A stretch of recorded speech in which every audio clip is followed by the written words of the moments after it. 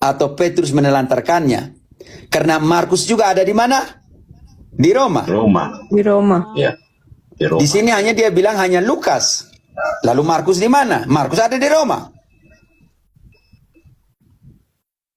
Catatan samping, Paulus sendiri meminta Timotius membawa Markus kepadanya. Bisa mengerti? Berarti Markus ada di mana? Kita baca dulu 2 Timotius 4:16, kita baca dulu. Pada waktu pembelaanku yang pertama, tidak seorang pun yang membantu aku. Semuanya meninggalkan aku. Semuanya meninggalkan aku. Sekarang kita turun ke ayat 11. Kalau Markus tidak ada di situ, kenapa Paulus minta supaya bawa kepada saya Markus? Hanya Lukas yang tinggal dengan aku. Jemputlah Markus dan bawalah ia kemari. Bayangkan, Karena berarti pelayanannya. Markus ada di mana? Ada di Roma. Dan sekarang bantu dulu Erlin kembali kepada 1 Petrus 5 ayat 13. Markus ada bersama dengan Petrus atau tidak? 1 Petrus 5 ayat 13. Lebih keras sedikit. Salam kepada kamu sekalian dari kawanmu yang terpilih yang di Babylon, dan juga dari Markus anakku. Kalau begitu, makan tadi, kalau tidak mau terima Petrus ada di Roma, maka lihatlah posisi Petrus dari sekretarisnya. Salam dari Markus anakku, saudaraku. Yang barusan dibaca, salam dari Markus anakku. Iya, Pater. Berilah Iya. Ya sudah ya, saya pertanyaan, bukan suruh dibaca. Iya, Salam dari iya. Markus anakku. Markus anakku. Sekarang kita cek Iya. Markus ada di mana? 2 Timotius 4 ayat 11. Lukas ada di situ. Bagaimana kau cari di Antioquia, cari di mana? Di situ Paulus bilang, datangkan juga Markus. Hanya Lukas yang tinggal dengan aku. Jemputlah Markus dan bawalah ia kemari karena pelayanannya penting bagiku. Lukas harus ke Antioquia? Lukas harus ke Alexandria? Mesir? Tidak. No. Tidak. Oh, Lucu sekali protestantisme gagal paham. Kesesatan keempat, literalisme historis, Babel. Ini yang kau mau sampai sini, oke? iya, betul. Menguji argumen 10.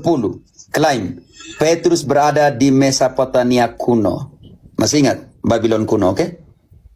Di sekitar Irak sekarang dan semua. Salam kepada kamu sekalian dari kawanmu yang terpilih, yang di Babel, dan juga dari Markus anakku. Sebelum kita ke sini, kita harus lihat dulu 1 Petrus 5. 1 Petrus 5 itu ayat 1, 2, dan 3. Petrus menulisnya untuk para gembala atau tidak? Aku menasehatkan para penatua di antara kamu. Aku sebagai teman penatua dan saksi penderitaan Kristus yang juga akan mendapat bagian dalam kemuliaan yang akan dinyatakan kelak. Gembalakanlah kawanan domba Allah yang ada padamu, jangan dengan paksa, tetapi dengan sukarela sesuai dengan kehendak Allah, dan jangan karena mau mencari keuntungan, tetapi dengan pengabdian diri. Oke, tahan dulu. Jangan- Coba itu. Nasihat untuk para gembala, uskup, presbiter, dan semua. Sekarang presbiter gembala ini ada di mana? Ini saya siap Roma 1 ayat ke-8. Oke, ada di mana para gembala ini? Lanjut ke ayat ke-9. Para gembala yang dinasihati oleh Petrus itu ada di mana? Pertama-tama aku mengucap Tidak. syukur. Ini saya belum. Masih Petrus. Engkau tahan dulu di situ. Saya bukan engkau. Suruh 1 Petrus 5 ayat ke-9. Belum. Engkau belum. Lawanlah dia dengan iman yang teguh, sebab kamu tahu bahwa semua saudaramu di seluruh dunia menanggung penderitaan yang sama. Pertanyaan saya untuk saudaraku, Apenes. Kalau begitu, Pak Petrus menulis surat gembala ini kepada seluruh gembala yang ada di mana? Di seluruh dunia. Dan engkau mau tahu sekarang iman dari gereja mana yang ada di seluruh dunia? Roma 1 ayat 8.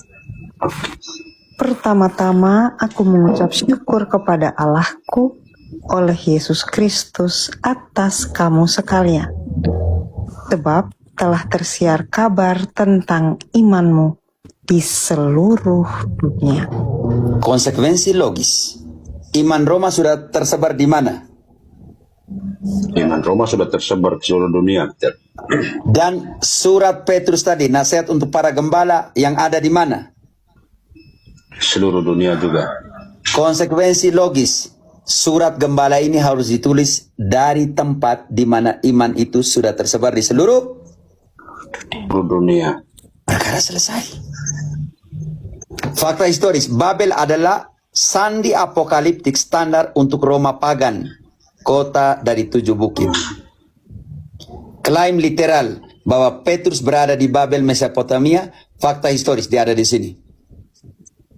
Roma ada di sini. Bisa mengerti? Bisa Pak. Ya, ya. Pada abad pertama, kota Babel kuno sudah hancur dan nyaris tidak berpenghuni.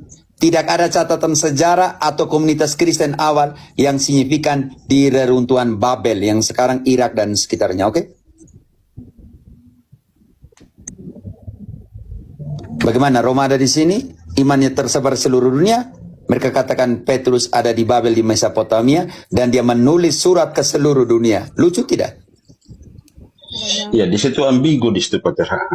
Kalau karena saya menggunakan mohon nanti koreksi saya Pak. Saya bilang kenapa Petrus menggunakan kata Babel karena pada saat itu adalah masa penganiayaan oleh Kaisar Nero, maka tidak mungkin Petrus mengatakan bahwa dia ada di Roma. Jadi dia gunakan kata sandi Babel itu untuk menunjukkan bahwa dia ada di Roma itu.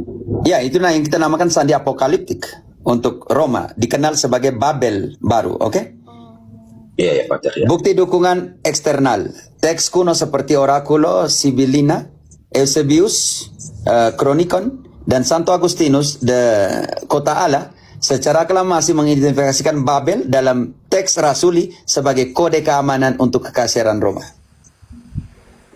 Sekarang kita buat yang kita namakan rekonstruksi historis. Oke? Lini masa waktu perjalanan apostolik. Paulus bertobat bertemu dengan Petrus di Yerusalem. Kita semua setuju, oke? 36 sampai dengan 45 sekitar 40 maaf, oke? Kedatangan awal Petrus di Roma, Kisah 12:17. Berangkatlah ia ke tempat lain. Tidak disebutkan apa itu. Kisah 12:17 tolong. Kisah 12:17.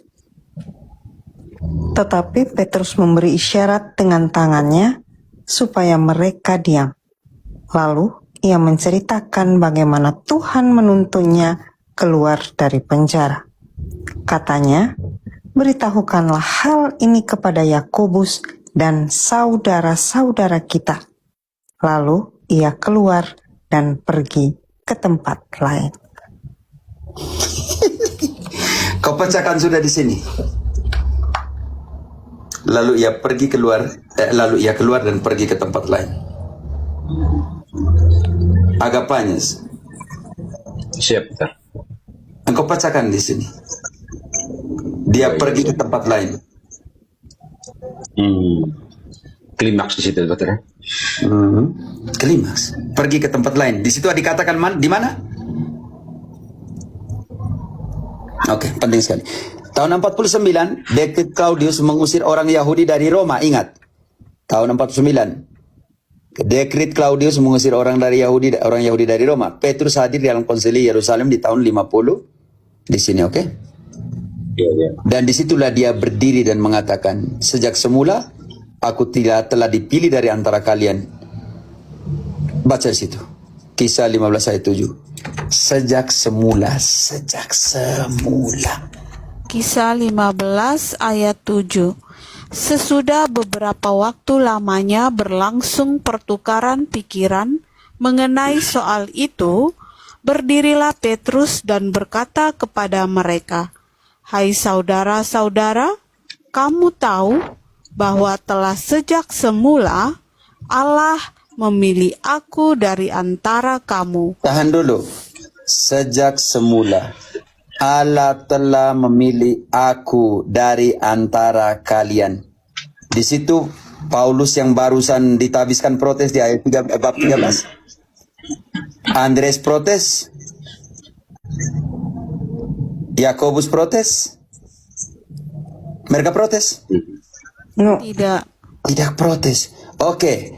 Kalian tahu sejak awal mula Allah telah memilih saya dari antara kalian. Lanjut, untuk apa? Supaya dengan perantaraan mulutku, bangsa-bangsa lain mendengar berita Injil dan menjadi percaya. Kesian, untung tidak ada pendeta pada saat itu. Kalau tidak dia protes ke Petrus. Sejak kapan lu dipilih jadi bongkar kitab suci itu? Yesus pilih dia tuh. Untung tidak ada Martin Luther, Calvinis pada saat itu. Kalau tidak, mereka maki hancur Petrus. Bilang tukang tipu. Sejak awal mula Allah memilih saya dan antara kalian. Tidak satupun yang protes. Supaya melalui mulutku semua bangsa mendengar pernyataan Injil dan menjadi bangsa-bangsa lainnya dan menjadi percaya. Lanjut dulu. Lalu lanjut dulu pembelaan dia kepada bangsa-bangsa lain. Lanjut. Petrus hebat membela orang-orang yang bukan Yahudi. Dan Allah yang mengenal hati manusia telah menyatakan kehendaknya untuk menerima mereka, sebab Ia mengkaruniakan Roh Kudus juga kepada mereka sama seperti kepada kita. Kepada bangsa-bangsa lain sama seperti kepada kita. Petrus membela bangsa-bangsa lain. Lanjut. Dan Ia sama sekali tidak mengadakan perbedaan antara kita dengan mereka. Inilah pemimpin yang sejati, yang tidak membedakan, mendiskriminasikan. Lanjut. Sesudah Ia menyucikan hati mereka oleh iman. Petrus hebat sekali. Oke. Sekarang tahun 58, Paulus menulis surat Roma, baru 58, oke?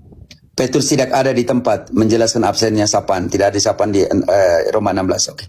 Kita pakai yang rekonstruksi historis. Kedatangan Paulus di Roma sebagai tahanan, masih di 27, oke, kisah. Oke. Kebakaran Roma, pengayaan Neron, Petrus menulis 1 Petrus dari Babel. Ini penting sekali ya teman-teman, dia menulis. Waktu itu orang Kristen menderita. 1 Petrus 4 ayat ke-16 IDC. Kristen di dalam penganiayaan. tetapi jika ia menderita sebagai orang Kristen, maka janganlah ia malu, melainkan hendaklah ia memuliakan Allah dalam nama Kristus itu. Dan menunjukkan teladannya. Tahun 65, keduanya mati syahid martir di Roma. Kesimpulan, garis waktu historis berpadu sempurna dengan catatan Alkitab. Mobilitas geografis menjelaskan celah-celah interaksi antara mereka. Kesimpulan akhir, verifikasi data Petrinus. 10 argumen penolakan gagal memberikan bukti positif dan sepenuhnya bergantung pada argumen dari kevakuman sapaan pada momen spesifik di dalam Roma 16. Teks Alkitab, Kisah Para Rasul, Surat Roma, Galatia, 2 Timotius justru mendiskualifikasikan klaim eksklusivitas teritorial antara Petrus dan Paulus. Gereja Roma telah lama berdiri kokoh dan imannya diakui dunia sebelum Paulus tiba, menuntut keberadaan Rasul pendiri Petrus. Sebutan Babel pada 1 Petrus 5:13 adalah bukti sandi sejarah internal bahwa Petrus memimpin dari Roma menjelang akhir hayatnya bersama dengan Markus.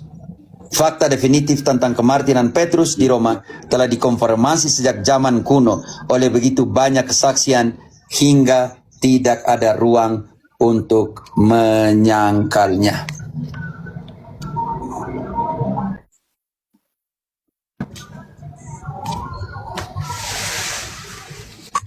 Terima kasih banyak, Pater.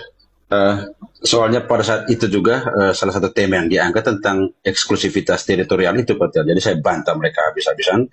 Cuman pada saat kita masuk ke Babilonia, itu ada beberapa teman Katolik justru membantah saya pada saat narasi saya seperti itu tadi, Pater. Makanya saya bilang ya sudahlah. Kalau kalian nggak percaya kita rame-rame ke Romo Cafe saja. Kita lihat di kamus besar lebih juga kaya, ini gitu. tentang Babel ini. Ya, saya juga pakai ini, interlinear mo. Ya, interlinear. Engkau bantu di interlinear, frate. Oke, sudah mo. Saya sudah ada. Ini paman siapa namanya? Agapes Agapes me. ya. Ya, Agapes me. Oke. Saya bantu dengan interlinear lah biar lebih mudah ya. Ya. Oke. Baik. Ini ada di depan kita sekarang. Oke, saya pakai penunjuk aja biar mudah. Ya. Ini ya. 1 Petrus 5:13. Aspasetai humas he en Babiloni suneklekte kai Markos hohuyusmo. Sekarang kita kata ini Babylon. Nah, kalau untuk morfologinya ini kata benda, datifus berarti kepada, untuk bagi, gendernya berarti genusnya itu Ya, feminin. karena kota-kota itu gendernya feminin. Ya. Kota berarti ini singular ya, satu, tunggal. Nah, sekarang kita lihat secara leksikon. Babylon yang sesuai tertulis juga di dalam bahasa Indonesia ya, yang kitab suci LAI ya, ini. Nah, secara definitif ada dua arti. Ya, nanti kita akan lihat dalam originnya. Yang pertama, Babylon, kota kuno yang di daerah Eufrates, ya, dalam daerah Eufrates, to which the people of Jerusalem, ya, kepada masyarakat di Yerusalem dan lain sebagainya yang sedang transported. Artinya apa?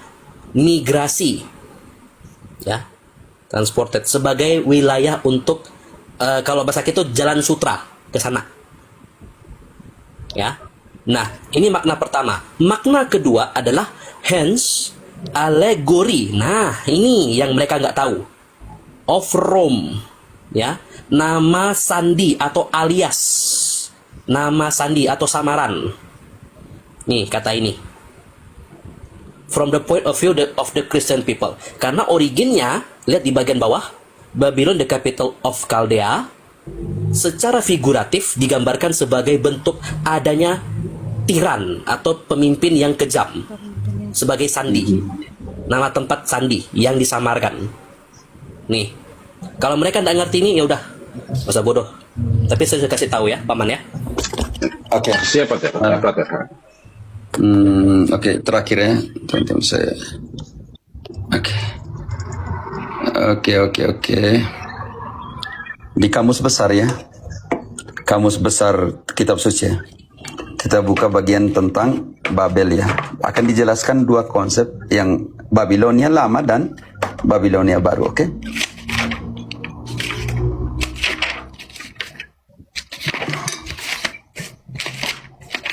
Ini nih mau 3000 halaman nih jadi.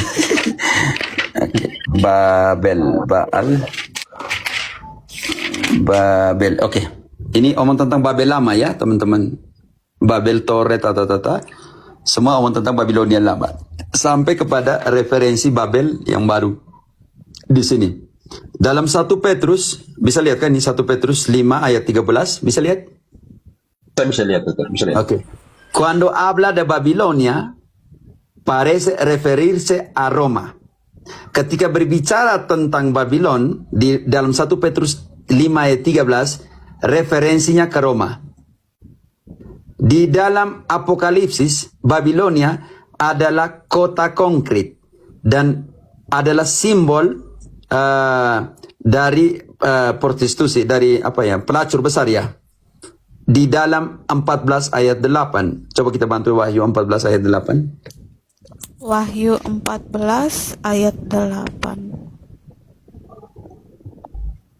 Dan seorang malaikat lain, malaikat kedua, menyusul dia dan berkata, sudah rubuh Babel, kota besar itu, yang telah memabukkan segala bangsa dengan anggur hawa nafsu cabulnya. Oke, karena Roma dikatakan sebagai apa? Waktu itu sebagai kekaisaran yang besar, oke? Memabukkan segala bangsa, dibawa kekuasaannya. Bab 16 ayat 19, bantu dulu. Wahyu 16 Ayat 19. ayat 19. Lalu terbelalah kota besar itu menjadi 3 bagian, dan runtuhlah kota-kota bangsa-bangsa yang tidak mengenal Allah. Yang tidak mengenal Allah, bangsa-bangsa yang tidak mengenal Allah. Oke. deskripsi tentang dosa dari Babylon ini, dan kota Roma ini, Babel ini dan keruntuhannya di dalam Wahyu 17 ayat 1 sampai 19 sampai dengan selanjutnya. Constituyen un momento central del trama de Apocalipsis. Sebagai keruntuhan itu, dosa dan keruntuhan itu sebagai pusat dari seluruh Wahyu Apocalipsis. El recuerdo de este símbolo perdura a lo largo de la historia cristiana. Jadi simbol dari ini, Babel ini dan keruntuhannya itu berkelanjutan sampai dalam seluruh sejarah kekristenan. Juga kepada aplikasi kepada institusi sosial yang menghancurkan gereja dan juga menghancurkan yang lainnya. Así para algunos protestantes ini nih. Bagi beberapa Protestan, Babel, kota Babel itu di dalam Wahyu significa mereka menentang situ. Bagi mereka yang Protestan, Babelonia itu, Babel itu di dalam Wahyu itu berarti Roma dari para paus. Jahat ya pemikiran seperti itu. Por el contrario, sebaliknya seluruh orang Katolik, Babel identifikasi dengan sistem kapital modern sekarang ini. Karena pada saat itu yang menggerakkan seluruh sistem kapital adalah Roma mau menguasai seluruh dunia. Saya pikir ini penting, karena itu kalau seandainya semua penjelasan tadi dari interlinear, dari Gran Diccionario de la Biblia juga untuk Protestan tidak masuk di kepala, saya pikir ini kebodohan historis yang tidak perlu diagung-agungkan. Oke. Pater, berarti tentang istilah Babel ini, apakah ada hubungan dengan penglihatan apokaliptik di Daniel ketika dia bermimpi tentang patung itu? Bisa tentang itu bisa, tetapi saya tidak mau kaitkan ke Daniel. Okay? Oh begitu, Pater. Baik. Okay. Nanti kita kehilangan sejarah karena di sana masih sebagai nubuatan, oke? Okay? Oh siap, Pater. Nanti kalau itu bagaimana kekristenan tanpa pijak historis ini yang sangat berbahaya sekali. Saya harus makan 12.30 nih, minta maaf. Baik. Terima kasih banyak Pater sudah memperkayakan punya referensi. Karena itu kita tugas tiap hari bongkar kitab suci ya, supaya tahu yang benar yang mana, oke? Siap, Pater. Terima kasih banyak, Pater. Tolong teman-teman, Frater, terima kasih juga telah bantu. Rosemary minta maaf, belum bisa beri kesempatan kepada engkau. Erlin, Idesya dan semua yang di sini, oke? Terima kasih ya teman-teman. Belajar. Thank you, have a nice breakfast. Bless you. Belajarlah bukan karena saya berdosa, saya pendosa, oke? Yang kita bongkar ini bukan dosa orang punya. Belajar sama-sama kitab suci, oke? Ini belum semua. Belum, karena itu kita bongkar. Masih ini sebagian kecil dari poin untuk sekolah apologet. Ini sebenarnya bagian dari sekolah apologet tentang keutamaan Petrus, tetapi biar sudah lain kali. Kalau sudah mulai lagi sekolah apologetika nanti saya umumkan, oke? Terima kasih, oke? Karena itu penting sekali. Gereja harus didirikan di atas dasar para rasul.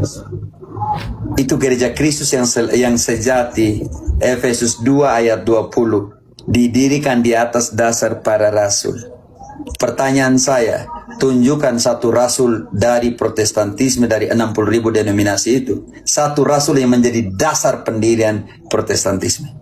Sedangkan di dalam kitab suci omong tentang didirikan di atas dasar para rasul. Dan tadi di dalam Roma 15:20 Paulus sendiri mengakui bahwa saya tidak akan pergi lagi memberikan dasar di mana gereja sudah didirikan oleh orang lain, oleh rasul yang lain. Iman sudah diwartakan di sana. Buat apa saya pergi dirikan lagi, letakkan dasar di sana?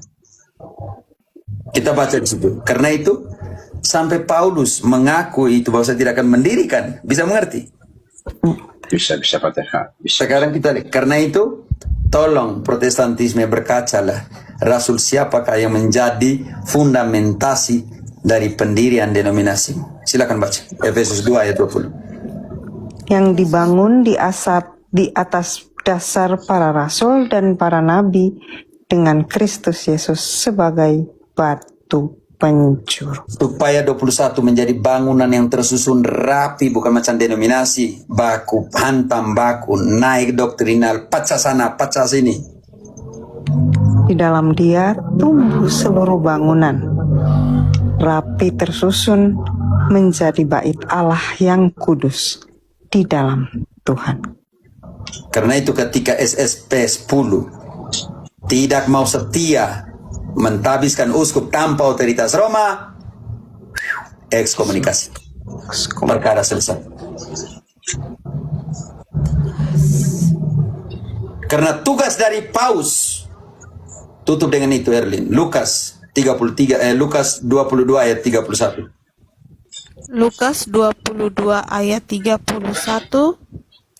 Simon, Simon, lihat, iblis telah menuntut untuk menampi kamu seperti gandum. Tetapi aku telah berdoa untuk engkau supaya imanmu jangan gugur. Dan engkau, jikalau engkau sudah insaf, kuatkanlah saudara-saudaramu. Petrus, aku berdoa untukmu. Satu-satunya rasul yang didoakan oleh Yesus sendiri. Dengan pernyataan, kau Petrus, saya berdoa untuk kau. Supaya imanmu jangan gugur. Dan ketika engkau sudah berbalik nanti, engkau bertobat nanti, engkau punya tugas untuk mengkonfirmaus, meneguhkan, yang bengkok-bengkok diluruskan. Perhatikan kami, bantu dulu.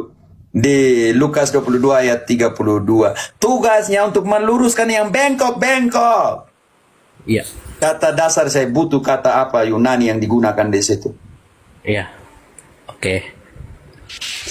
Di bahasa Yunaninya ya, interlinear. Interlinear Lukas 22 ayat 32.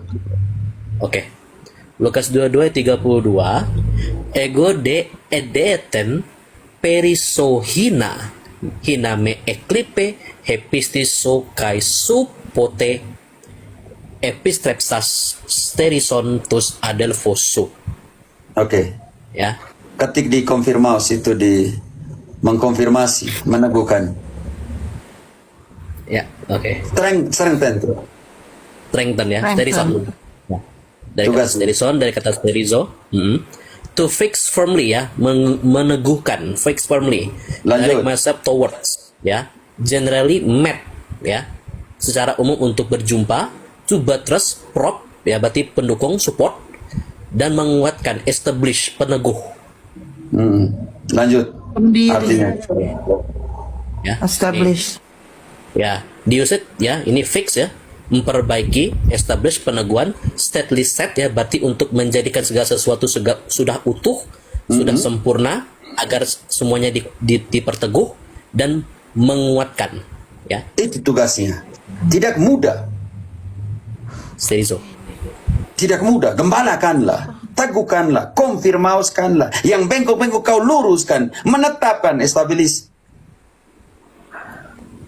Makanya dia bilang, sejak semula Allah memilih saya dari antara kalian. Tidak ada satupun yang protes, kecuali Protestan. Untung waktu itu tidak ada Martin Luther, tidak ada Protestan yang lain, tidak ada pendeta-pendeta yang sekarang muncul, yang paling geng sudah dalam hidup. Untung mereka tidak ada waktu itu. Kalau tidak, Yesus bilang, hanyalah dari hadapanku, kalian semua pembuat apa namanya? Penyesat. Hanyalah dari hadapanku. Pembuat onar, Pater. Untung waktu itu tidak ada partikel Yesus caci maki waktu itu pasti. Yang dia bilang kepada Petrus, hanyalah iblis. Engkau tidak berpikir seperti aku berpikir, melainkan seperti manusia berpikir.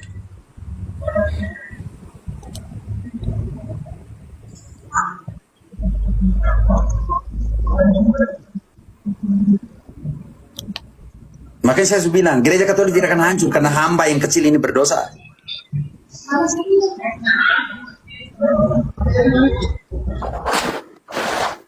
Dan semoga kita yang Katolik-Katolik, tolong Katolik-Katolik, tolong baku dukung. Sudah dari dulu orang hantam gereja Katolik. Sudah dari dulu kemartiran. Juga datang dari provokasi internal. Cukup sudah. Kita jangan lagi buat yang sama. apapun yang terjadi, tolong, ada sarana dan prasarana, ada etika